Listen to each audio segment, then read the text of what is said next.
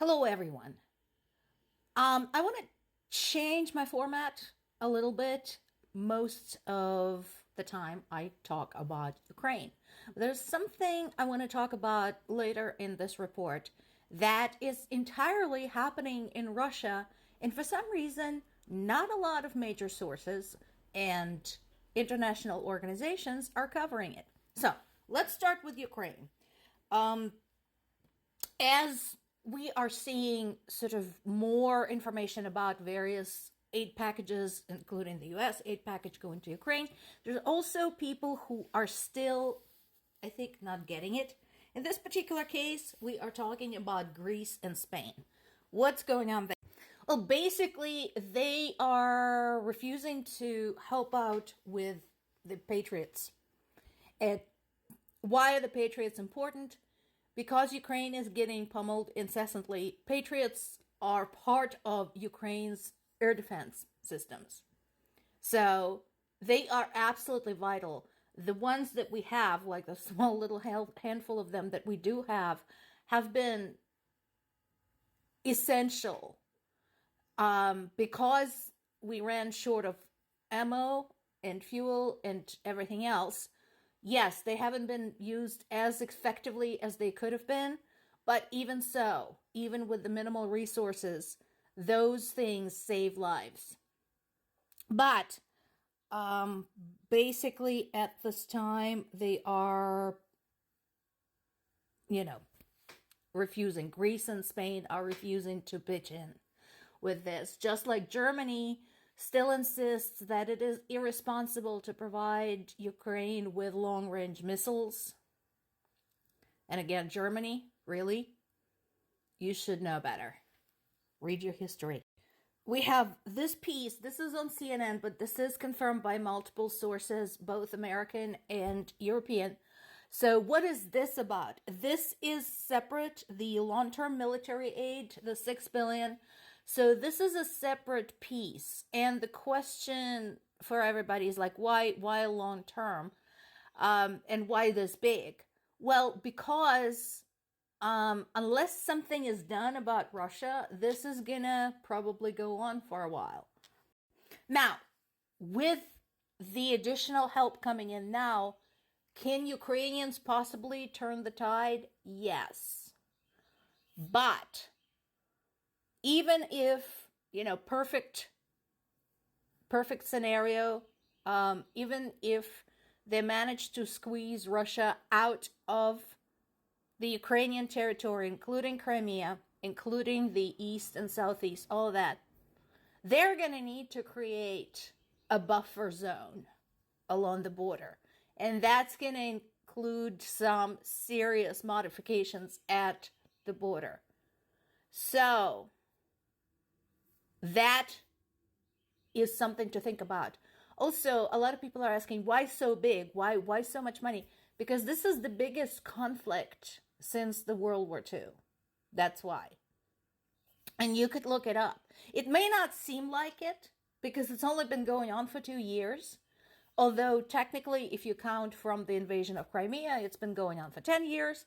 But anyway, in terms of the global implications, in terms of the impact to global politics, global economy, global industries, all of that, this is big. Thus, the money required to fix this mess, basically, is big. This is encouraging news. So one of the biggest issues, and a lot of Ukrainian bloggers have been writing about this, and they're right, even though people don't like to acknowledge this, is that Ukrainian government has been short on being proactive. This was true 2 years ago when Zelensky failed to prepare country for war. He justifies it with, not spreading panic. And I'm like, you know what? When you have Russian tanks accumulating next to your border, people are going to start panicking anyway. So you might as well do something productive and dig trenches. Anyway, and this is still an issue. Proactivity is still an issue. So this is a good sign, knowing that Russians commonly target hospitals and children. Uh, 2 hospitals in Kiev have been evacuated. This is basically the city government working with the intelligence services. The intelligence services have picked up on some chatter that these 2 medical establishments were going to be the targets. One of these was a children's hospital. No surprise there. So they decided to not wait and evacuated the building. The second bit is interesting. Remember, among the conditions for Ukraine joining NATO and EU are the anti-corruption measures. So this is part of that. That is still going on. People don't think about it, but Ukraine is fighting a war and at the same time trying to maintain its economy at the European standards and fighting corruption. So that's still going. And Ukraine had damaged another oil refinery in Slavyansk. So as far as I'm concerned, again, that is good news. But Ukrainians are now not the only ones threatening Russia's oil industry. Another thing is Mother Nature. So let's talk about what is happening in Russia. I am shocked how few high-end big sources, both in the US and in Europe, are covering this. So what is happening? In Russia's Ural region, that is like the boundary between the European part of Russia and the Asian part of Russia. It's a border between Europe and Asia.